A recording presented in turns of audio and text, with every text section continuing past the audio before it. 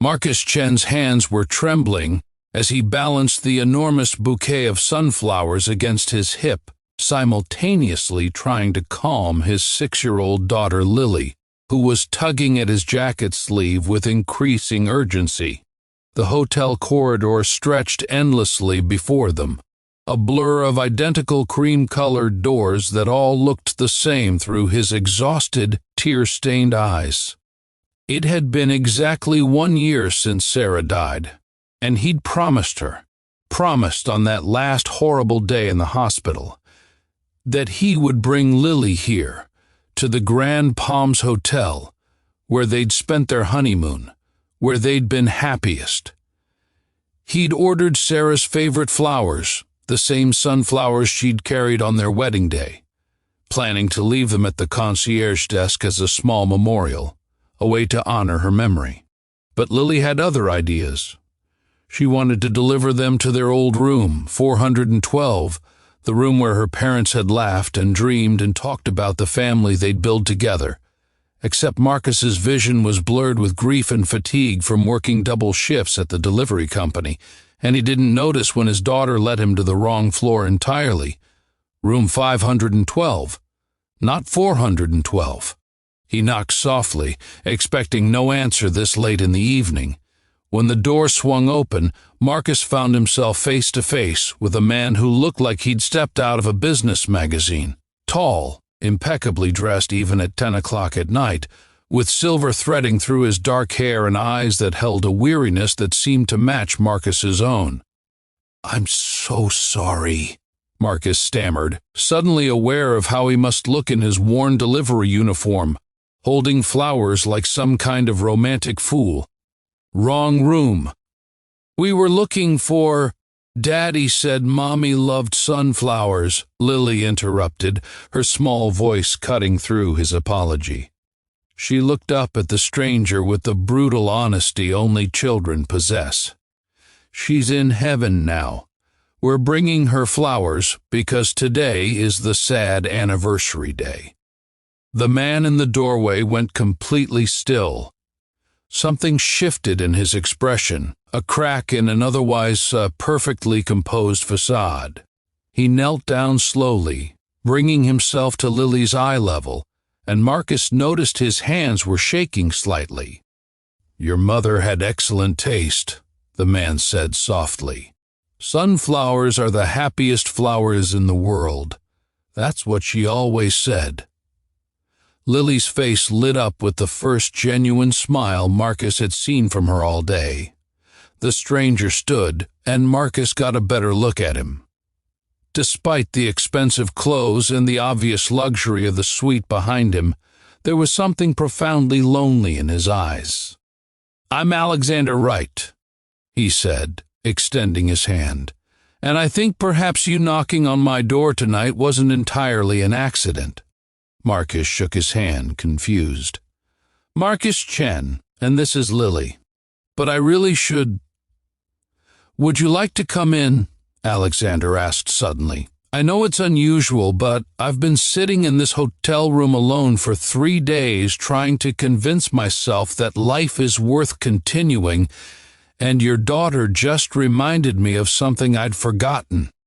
He looked directly at Marcus. "That even in grief, we can still carry beauty, still deliver flowers, still show up for the people we love."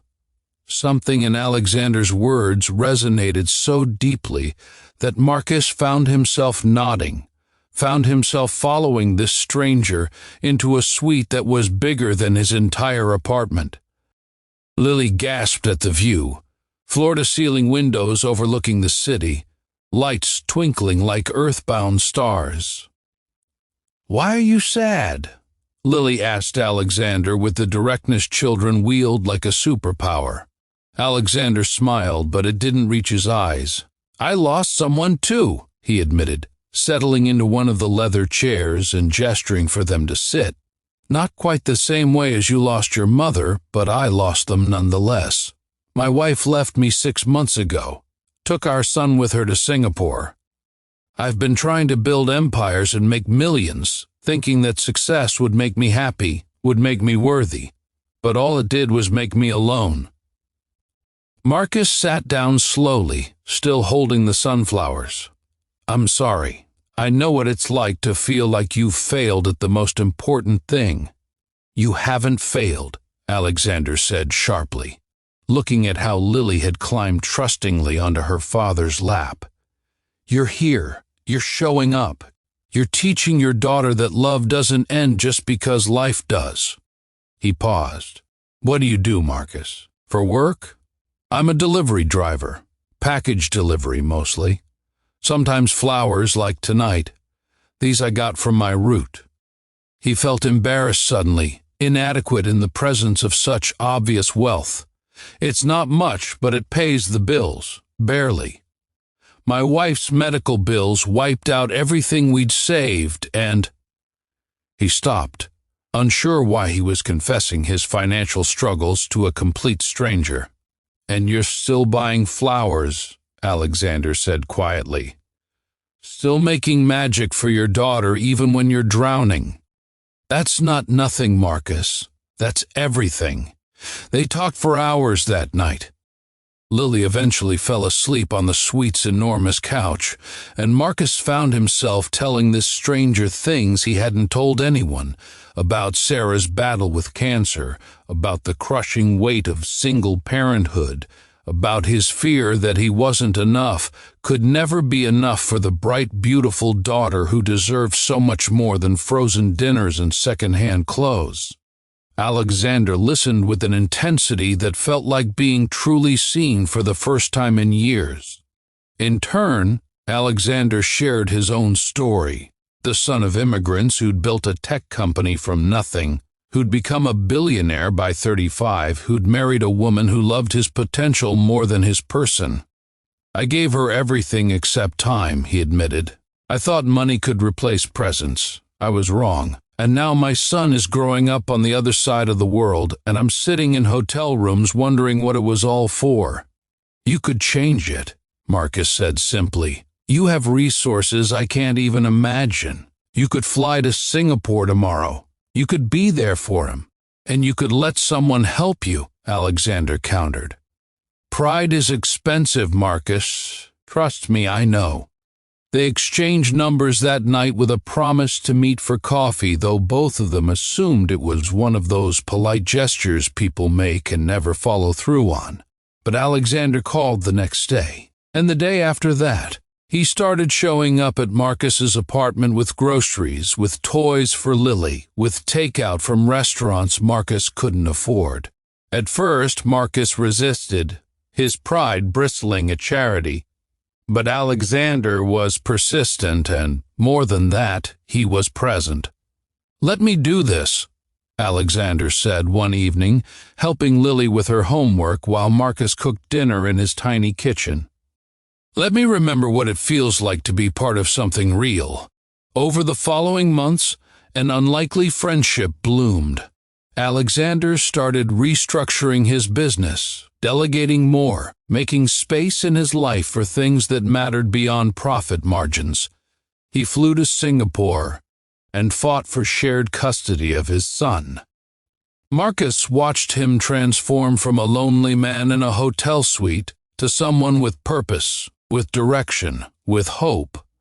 And Alexander watched Marcus with growing admiration.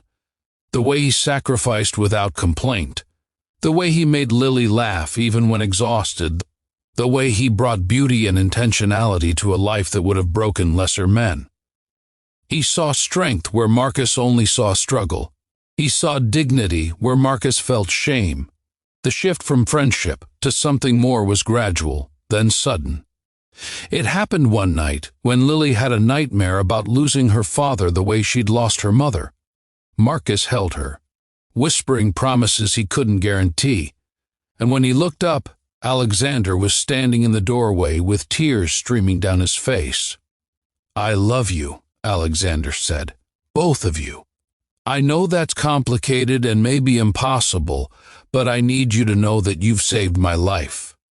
You knocked on the wrong door and somehow led me to exactly where I needed to be." Marcus's heart stuttered. He'd been pushing down his own growing feelings, convinced that a man like Alexander, wealthy, successful, connected, could never truly want a life with a broke delivery driver and his grieving daughter. But looking at Alexander's face, seeing the raw vulnerability there, he understood that love wasn't about equal bank accounts or matching resumes. It was about showing up. It was about delivering flowers even when your hands were shaking. It was about opening your door to strangers who might not be strangers at all. "I love you too," Marcus whispered. "But I'm terrified. I don't know how to do this. I don't know how to be enough for you." "You're already enough," Alexander said fiercely. "You've always been enough. Let me prove it to you." Their courtship was unconventional. A billionaire and a delivery driver navigating the complicated waters of blending lives, of honoring grief while embracing new joy, of building a family from the broken pieces of their separate tragedies. Alexander's world was skeptical at first, his business associates raising eyebrows at his choice of partner. But Alexander shut down the whispers with the same ruthless efficiency he'd once applied to hostile takeovers. "Marcus is the best man I know," he told his board of directors. "He's taught me that success isn't measured in stock prices, but in showing up for the people you love. If you can't respect that, there's the door." A year and a half after that fateful wrong door knock, Alexander proposed in the same hotel where they'd met. Room 512, filled with sunflowers, with Lily as their witness. She was the one who'd been asking when Alexander was going to make it official, who'd been calling him almost daddy for months. They married in a simple ceremony surrounded by the people who mattered. Lily in a yellow dress covered in sunflowers, Alexander's son flying in from Singapore, and Marcus's delivery route co-workers who'd become his chosen family. It wasn't about the wealth or the grand gestures.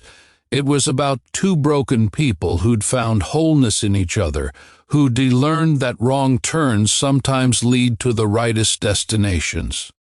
Marcus still worked deliveries sometimes. Not because he had to.